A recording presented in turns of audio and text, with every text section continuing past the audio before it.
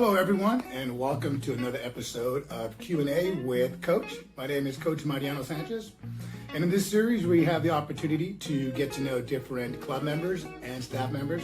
It's my honor to introduce our first member, Gwin Gamboa. I hope you guys enjoy the interview, and if you do, don't forget to hit that like button, okay? Stay safe, stay healthy, and stay fit.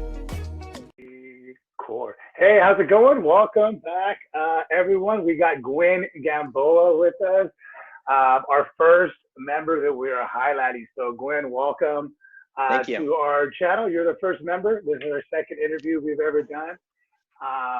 And so what we're trying to do, Gwin, is just get to know our members a little bit better and have other people who might not see you in the gym. Maybe they've heard of you. Maybe they've heard of some of your classes. We'll talk about that here in a little bit. And so, yeah, Gwin, so how long, just real quick, how long have you been at Club Genetech itself? Well, I started 21 years ago, and I've been working out since day one, so a long time. So you've been through multiple of the gyms. How many gyms is that? All the different gyms. I want to say 3, but I'm probably missing one. All right. There's like Schober's, there's one on Forbes, and I think there was one other one. But yeah, I think this is either the 4th or 3rd one. Some of them are really crappy though. Okay, I was going to say, besides this one, because it's pretty spectacular, which was your nice. favorite one? Which was your favorite one? Well, it has to be the last gym that we were at, because that's when I first actually got into the classes. So I started there. Yeah. So you do more classes, or do you work it on your own usually? Always classes. I feed off the energy in the classes. Oh, yeah. I cannot work out by myself. It's one of those things where it's like, if I try to work out by myself, I'm not going to get the same motivation, not going to get the same energy. I feed off of people. When I see people, like, the best thing for me is actually when I see, if somebody throws up, that's like the highlight. I kid you not. It's like, if I see Ed puking, or if I see somebody just going all out, even you, man, I've seen you go all out in some of those 5-minute workouts. Yeah. And that just motivates me. It says, like, damn, I got to get up there. I can't be slacking. So yeah, I definitely need to do group workouts. You're definitely a crazy one like that. Well, have you always been like that? Have you always been like, no. like growing up, did you have a bunch of friends that you wanted to play sports with, or did you hung around with? Or yeah, I mean, working out wise, it's always been a group of 2 to 3 people, because that makes for the best rotation, you know, when you're doing kind of those workouts for just like trying to get buff, trying to, get the best bench. And, that was, I would have to admit that got me really strong, really big, but not fit. And it wasn't until I started doing group workouts, specifically with Ed, or even just when I used to train judo. I mean, working out with a group, again, you feed off that energy. And so I definitely migrated more towards group workouts than individual. Yeah. Did you play team sports growing up or anything like that? Yeah, I did. I did typical stuff. Did you grow up in the Bay Area? Or? Yeah, born and raised. Lived in San Francisco for 6 years, and then my parents moved out to Daly City. Surprise, surprise, where the rest of the Filipinos are.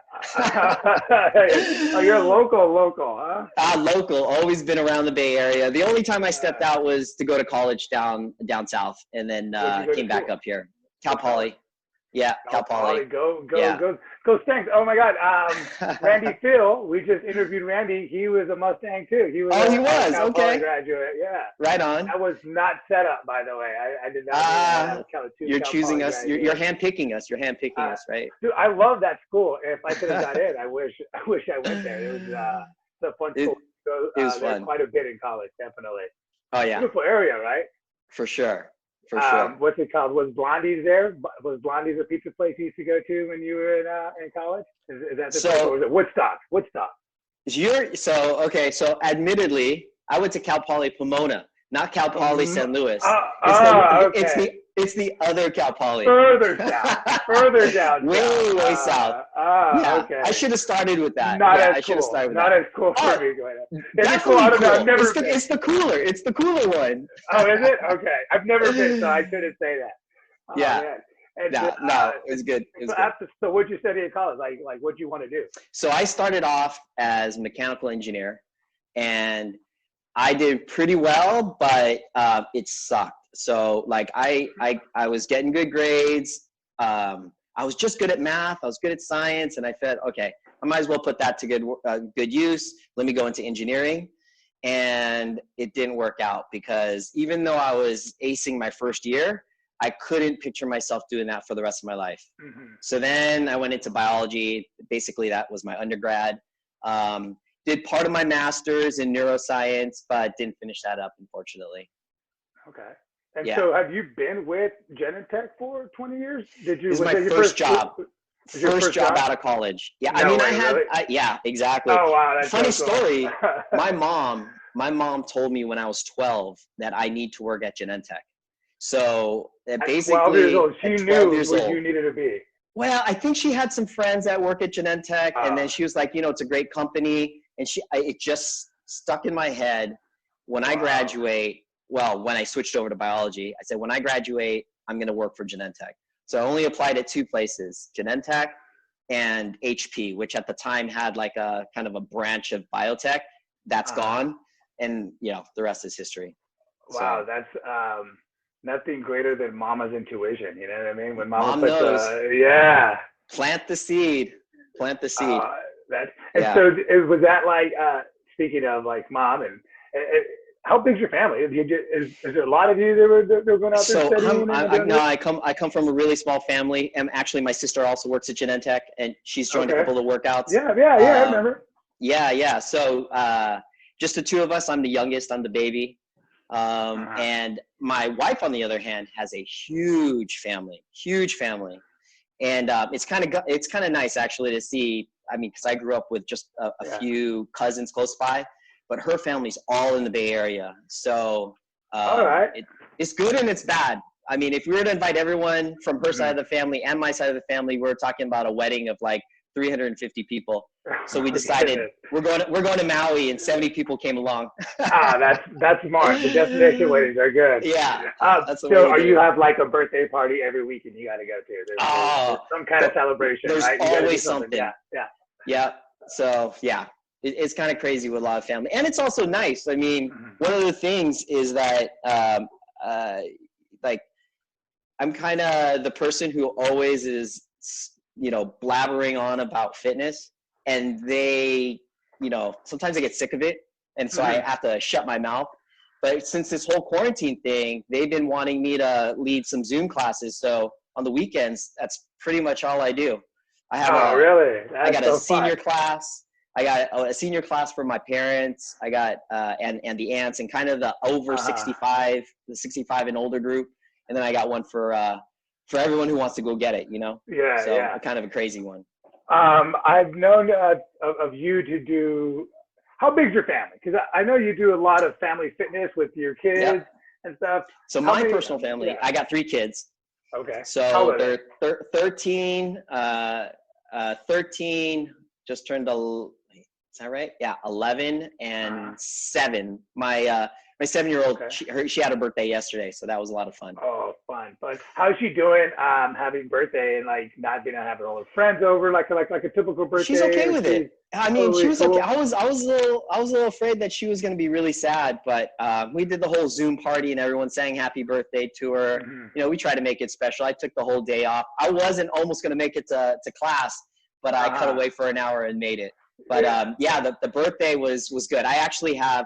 All of them are going to have quarantine birthdays. So my middle child, she was her birthday was March 27th.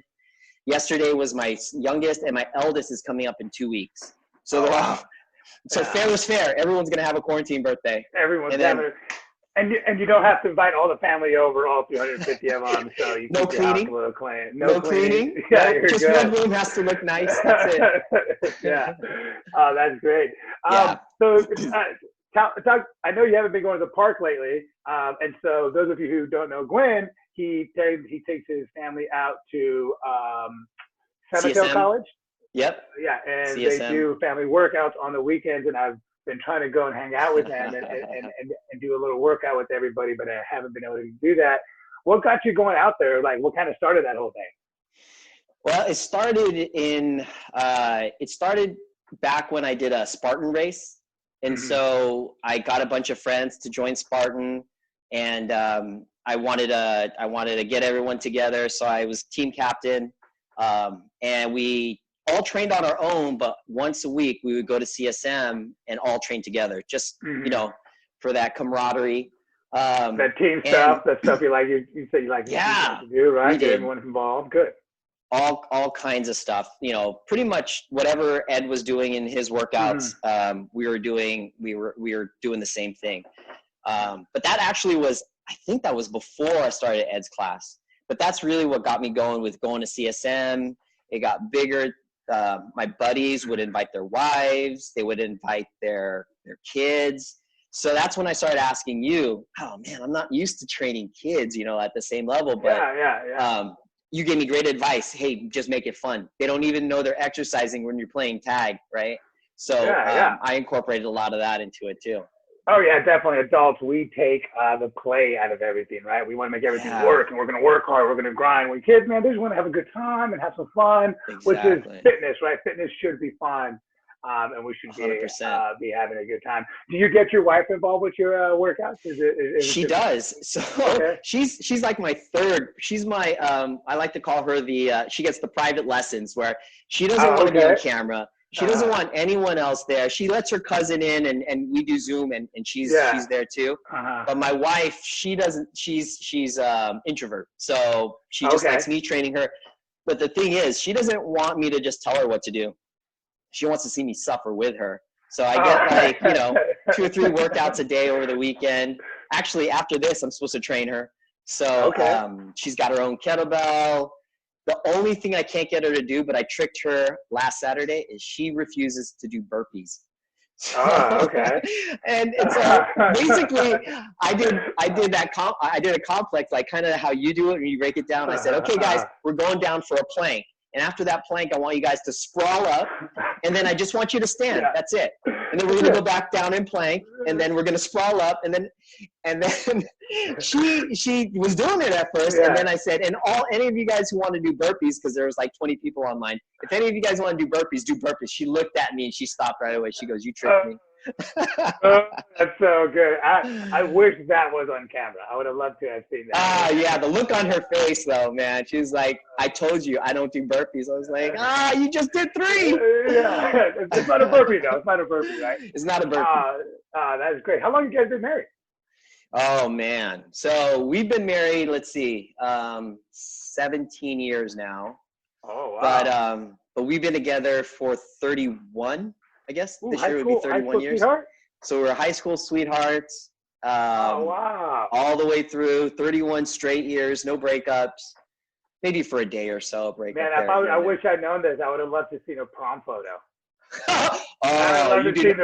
Actually, I was just looking through my photos last night, and the pompadour that I had, oh my goodness, I do not want to bring that up. I had a big pompadour. I looked like, I don't know, Bruno Mars with that pompadour that he has. Kind of. I would take the blow dryer, a lot of hairspray.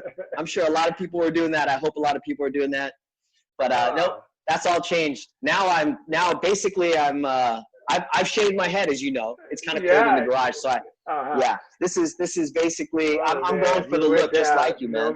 No more pompadours. Well, the quarantine has got everybody flipping out over like, how am I going to get my hair cut?